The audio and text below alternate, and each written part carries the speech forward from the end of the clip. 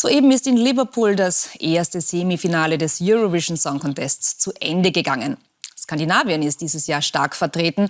Gleich 3 Länder haben laut aktuellen Wettquoten realistische Chancen auf den Sieg.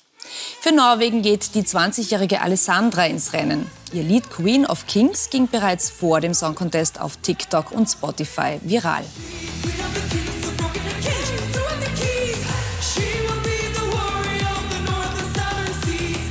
Schweden schickt Loreen ins Rennen, die 2012 den schon einmal gewonnen hat. Mit ihrem Song Tattoo könnte ihr das wieder gelingen.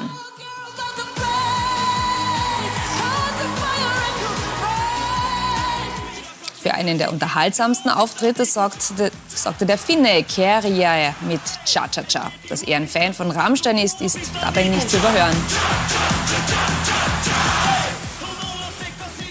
Und wir schalten jetzt live zu unserem ESC-Reporter Didi Pätschl in Liverpool. Von 15 Teilnehmern kamen heute Abend 10 weiter. Gab es denn irgendwelche großen Überraschungen beim Voting? Die große Überraschung war, dass es tatsächlich absolut keine Überraschungen gab. Die Wettquoten waren zu 100% korrekt. Es sind alle weitergekommen, denen vorausgesagt wurde, dass sie weiterkommen. Und ich denke, das ist ein sehr, sehr schönes Zeichen für unsere Kandidatinnen, für Thea und Selina, denn denen sagen die Wettquoten fürs zweite Semifinale eine 91%ige Chance voraus, ins Finale zu kommen. Und ja, wir hoffen, dass die Wettquoten beim zweiten Semifinale dann genauso treffsicher sind, wie sie es diesmal waren. Die skandinavischen Länder werden jedenfalls bei den Buchmachern ganz vorne angesiedelt. Sind das die größten Konkurrenten für Thea und Selina?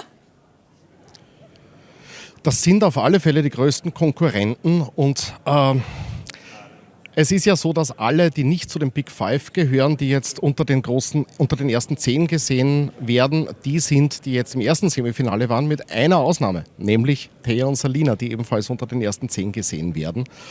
Also die größten Konkurrenten von den beiden haben wir jetzt im ersten Semifinale schon gesehen. Natürlich ist bei den Wettquoten Loreen aus Schweden immer noch ganz weit vorne. Die hat nur ein riesengroßes Problem, nämlich ihre größte Konkurrentin ist sie selbst. Und ihr Song Contest-Sieg von vor 11 Jahren, an dem ihr Lied Tattoo natürlich gemessen wird.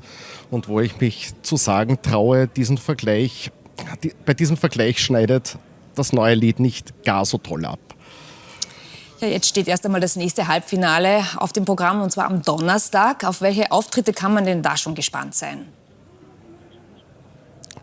Am Donnerstag setze ich ganz, ganz große Hoffnung natürlich in Belgien. Das ist ein ganz, ganz toller Disco-Song. Aber ich freue mich in erster Linie auf Thea und Selina. Denn man sieht hier, wenn man in die Euroclubs geht oder auch bei den Viewings in den Parks, immer wenn Who the Hell is Edgar gespielt wird, dann feiern und tanzen die Leute, sie stürmen auf die Tanzfläche. Also ich glaube, wir werden da in der Halle ganz viel tolle Stimmung erleben bei unserem Song Contest-Beitrag. Ja, Didi Pätschl und wir gehen davon aus, dass die Österreicherinnen natürlich weiterkommen. Vielen Dank, Didi, für diesen Live-Bericht und einen schönen Abend noch nach Liverpool.